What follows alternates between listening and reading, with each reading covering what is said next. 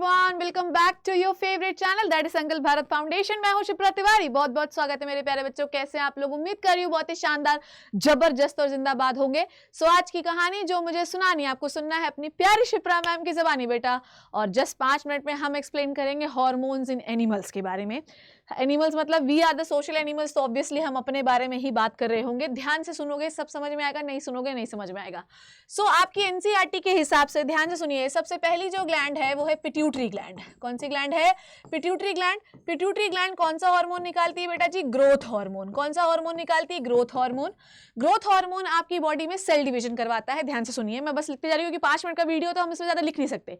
तो growth hormone क्या कराता है बच्चों? ग्रोथ हार्मोन कराता है सेल को डिवीजन करवाता है। अगर इसकी कमी हो जाए तो आपकी बॉडी में रोग होता है बौनापन, जिसे हम डॉर्फिज्म कहते हैं। अगर ये ज्यादा हो जाए तो आपकी बॉडी में रोग होता है गायगेनेटिज्म, जिसमें उंगलियां और हाथ पैर बहुत लंबे हो जाते हैं। तो आपकी बॉडी में पिट्यूटरी के लिए यही एक हार्मोन दिया गया है। जब हम नीचे आते हैं और नेक के पास आते हैं तो हमारी जो ग्लैंड है वो है थायराइड। थायराइड ग्लैंड का जो शेप होता है वो बटरफ्लाई शेप होता है। और थायराइड जो ग्लैंड हार्मोन निकालती है वो है थायरोक्सिन। थायरोक्सिन बनाने के लिए हमें जरूरत है आयोडीन की। किसकी जरूरत है? आयोडीन की जरूरत है। अगर आयोडीन नहीं रहेगा आपके खाने में तो थायरोक्सिन नहीं बनेगा। अगर आपकी बॉडी में थायरोक्सिन की कमी हो जाए, क्या हो जाए? ये आपके सैंपल पेपर में है। अगर आपकी बॉडी में थायरोक्सिन की कमी हो जाए तो आपको जो रोग होता है उसे हम कहते हैं गोइटर, जिसमें थायराइड जो ग्लैंड होती है वो फूल जाती है। थायरोक्सिन हार्मोन बेसिकली करता क्या है? ये बीएमआर को कंट्रोल करता है। अब कमेंट सेक्शन में मुझे आप बताइए कितने लोग जानते हैं कि what is a BMR? Comment section चाहिए, भरा हो जाना चाहिए।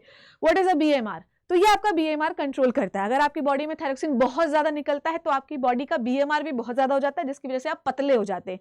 क्योंकि आप जो भी खा रहे होते हैं वो जल्दी से डाइजेस्ट हो जाता है और आपकी बॉडी में फैट बनता ही नहीं है, क्योंकि सब कुछ तो यूटिलाइज ही हो जा रहा है।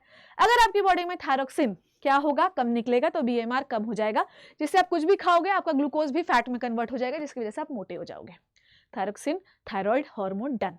उसके बाद अब आते हैं हम लोग थायराइड के बाद अब हमारी कौन सी ग्लैंड हो गई? आपके आखिरी में दिया गया है थाइमस, है ना। थाइमस एक ग्लैंड दी गई है, एनसीईआरटी में दिया गया है शायद। अब बहुत सारे बच्चे समझ नहीं आता कि मैम थाइमस क्या है। बेटा थाइमस जो होती है वो थाइमोजीन हार्मोन निकालती है। कौन सा हार्मोन निकालती है? थाइमोजीन। ये क्या कंट्रोल करता है बेटा? इम्यूनिटी को कंट्रोल करता है। मतलब अगर थाइमोजीन बहुत अच्छा निकलता रहेगा तो आपकी इम्यूनिटी जो है वो बहुत अच्छी रहेगी। थाइमोजीन कम होता जाता है तो आपकी इम्यूनिटी जो होती है वो कम होती जाती है। थाइमोजीन क्या बनवाता है? Helps in the formation of WBC। Helps in formation of WBC। तो ये WBC इसका फॉर्मेशन करवाता है। तो जैसे जैसे आप बड़े होते जाते हैं आपकी जो थाइमस ग्लैंड होती है जो कि थाइमोजिन हार्मोन निकाले, जिसकी वजह से WBC बन रहा है, वो छोटी होती जा रही है, जिसकी वजह से आपके WBC का कंटेंट धीरे धीरे कम होता है। इसलिए आपके रोगों से लड़ने की क्षमता भी कम हो जाती है समय के साथ। ठीक है, उसके बाद आते हैं भाई, नेक्स्ट आ जाओ, जल्दी से आ जाओ। उसके बाद आते हैं आपकी एड्रिनल ग्लैंड, है ना। एड्रिनल ग्लैंड होती है किडनी के ऊपर। ठीक है, आपके एनसीईआरटी में एड्रिनल ग्लैंड को समझने के लिए कौन सा हार्मोन है? Adrenaline hormone. एड्रिनल ग्लैंड से कौन सा हार्मोन निकलता है? एड्रिनलिन नाम का हार्मोन निकलता है। यह आपकी बॉडी में 3F रिस्पॉन्स जनरेट करता है। क्या होता है 3F रिस्पॉन्स? 3F रिस्पॉन्स का मतलब है फाइट, फ्लाइट और फियर। ठीक है, फाइट, फ्लाइट और फियर। ये आपकी बॉडी में फ्लाइट, फाइट और फियर रिस्पॉन्स जनरेट करता है। मतलब सपोज दैट कि अगर आपके पीछे कोई कुत्ता भाग रहा है, आप उसके पीछे आप भी भाग रहे हैं, तो आप भागेंगे किसके साथ? तेजी से। ऐसा लगेगा दौड़ रहे हैं आप। ठीक है, मतलब उड़ने की स्पीड से। आप उड़ने की स्पीड से दौड़ रहे होते हैं, पकड़ लिया तो लड़ रहे होते हो, डर तो आपको लग ही रहा है। एड्रेनलिन की वजह से आपको डर लगता है। ठीक है, आपको फियर रिस्पॉन्स जनरेट होता है। आपकी हार्ट बीट जो होती है वो तेज हो जाती है। आपका रेस्पिरेशन जो ब्रीदिंग रेट होता है वो भी तेज हो जाता है, क्योंकि ऑब्वियसली ये सब काम करोगे तो ऑक्सीजन ज्यादा चाहिए, तो जल्दी जल्दी सांस लेकर आप बॉडी के ऑर्गन्स को ऑक्सीजन सप्लाई कर रहे होते हो। ठीक है, नेक्स्ट ग्लैंड आती है भाई, आ जाओ। आपके एनसीईआरटी में एक और ग्लैंड दी गई है, दैट इज पीनियल, है ना। पीनियल होती है आपकी ब्रेन में ग्लैंड। कहाँ होती है? ब्रेन में होती है। ये एक हार्मोन निकालती है जिसे हम कहते हैं मेलेटोनिन। क्या कहते हैं? मेलेटोनिन। मेलेटोनिन आपकी बॉडी में कंट्रोल करता है स्लीप साइकिल को। Control the sleep cycle. क्या कंट्रोल करता है बेटा? Sleep cycle. इसका मतलब ये है, कभी भी देखोगे तो जब लाइट जलाते हो तो आपकी नींद खुल जाती है, जब आप लाइट बंद करते हो तो नींद आ जाती है। ऐसा क्यों? क्योंकि जब आप लाइट जलाते हो तो मेलेटोनिन जो होता है इसका कॉन्सेंट्रेशन कम हो जाता है, तो आपकी अवेक हो जाते हो।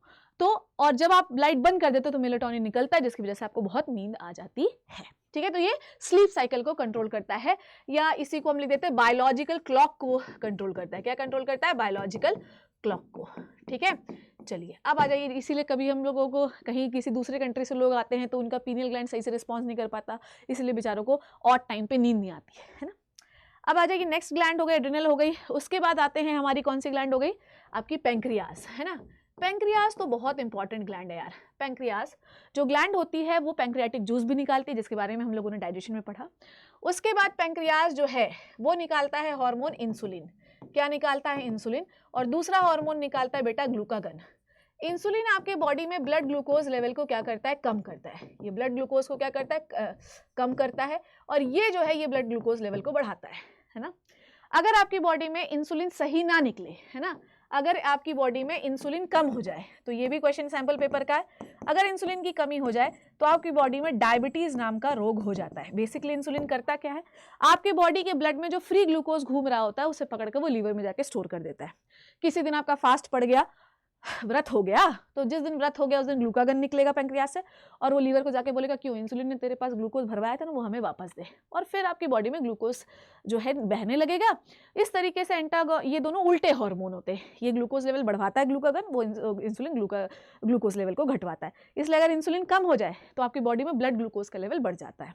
ठीक है, तो ये हुआ pancreas.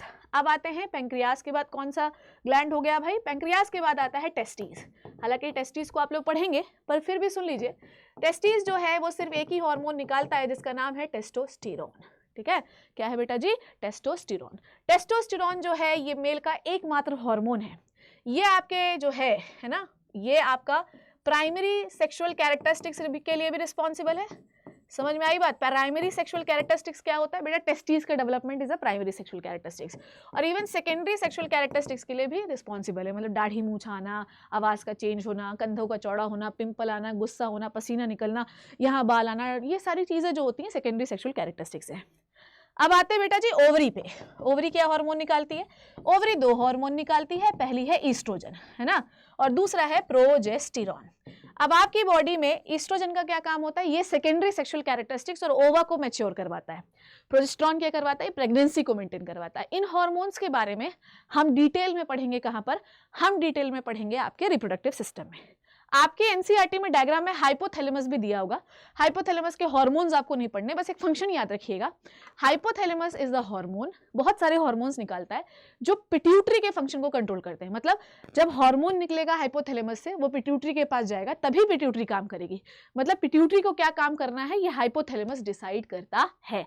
So that is why hypothalamus is the master of the master gland. मैंने बहुत इत्मीनान से टॉपिक आपको समझा दिया है। I hope you learn and enjoyed the video.